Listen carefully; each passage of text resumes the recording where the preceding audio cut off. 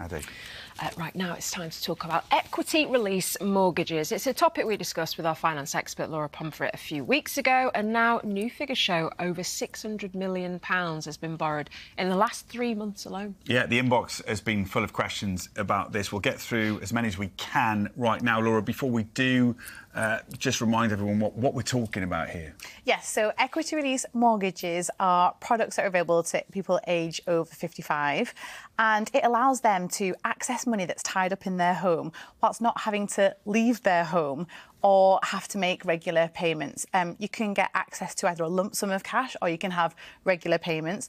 And there are typically two types of product. One is a lifetime mortgage, the more popular one, which is where you get a lump sum and it's secured on the property, but you retain the ownership. So you own the property, and then when the property is eventually sold, then that's when it's repaid. An alternative, and maybe less common, is the home reversion plan. And the home reversion plan is actually where you do sell a portion or all your home. You sell the ownership in it, typically for under market value. And then when a property is later sold, the lender gets paid. So that's equity release products. Lots of people have been in touch. We've got some questions for you, Laura. The first one we've got is from Carol. She says that she has 17 months and £7,000 left on a mortgage. She's been thinking of releasing the equity in a property and is asking whether it's worth doing that. Yeah, and so what I would say first to Carol is have a little think about why you want to do it. So something financial is driving this for Carol. Is it because she really could do with a lump sum of money, or actually on a monthly basis, is she struggling financially? Does she not have enough savings or does she not have enough income to cover her expenses? And so when we're going through this, you have to bear that in mind. We then go to the first option, which is what other assets does Carol have? Because I think sometimes we go straight to, the bulk of her assets might be tied up in her home, but she might have other pension pots, other savings. There might be other benefits she's entitled to. So it's a really good time to look at these other assets, these savings and investments that she could access to fund the problem that she's kind of trying to solve for. Another option is, and I'm a big fan of this, is embracing downsizing. I think as humans, we are so tied to our homes. It's like the family memories, and it's very important to us. And we like everyone coming to us. But actually, what we found when we speak to lots of our, Morning Live viewers is they become too big for them, or hard to manage, or cost of living crisis hard to heat. And so it actually could be a really good time to release the equity yourself in your home, but not have to pay interest for that, and take the time to downsize.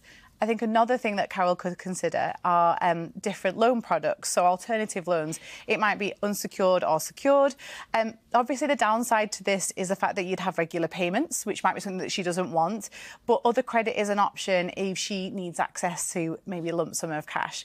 There's also a really cool product called a retirement interest-only mortgage. So it's more than a loan as such, but it's specifically designed for people of a particular age that want to access a lump sum of cash. Again, this would come with payments, but it's interest only, so it's just paying the interest. It's not paying the full capital amount. Over 50s, is it, for that? Yeah. Yes, yeah, exactly. And so then typically you've got these other options as well as the first two products that we talked about at the beginning, the equity release products. And so my tip for Carol would be take all those and sit down, have a cup of tea with someone that you trust, a family member, a friend, and match up what are you trying to achieve with the different products that are available, and hopefully you'll get a bit more reassurance about what might be right for you. Yeah. Certainly armed with all the information there to make the right decisions, hopefully for you, Carol. What about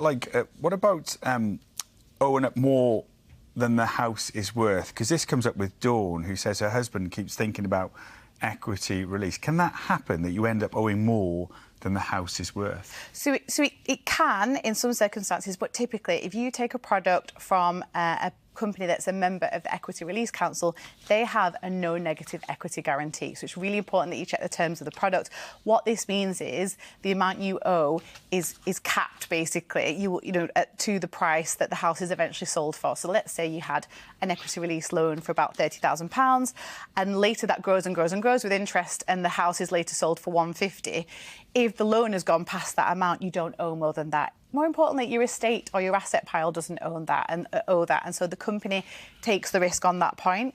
I think it's also important to know, because you still own the home, you benefit from increased property prices. And so hopefully we hope that the value of the home's gone up and there's some equity left in for yourself and for your care or for your family. If it's a home reversion plan, there's no interest, it's not a loan, there's no debt accruing, you've already sold your property. So if you use that kind of product, you kind of cap out at that price and there's no risk of it growing later because you've already sold. So it's a concern of lots of people, though, that how big could this get and would I end up with, you know, hundreds of thousands of debt? And actually, it's just always connected to the sale price of the home. When it comes to releasing equity, do you have to have paid off your mortgage? 'Cause that's what Paulette wants to know.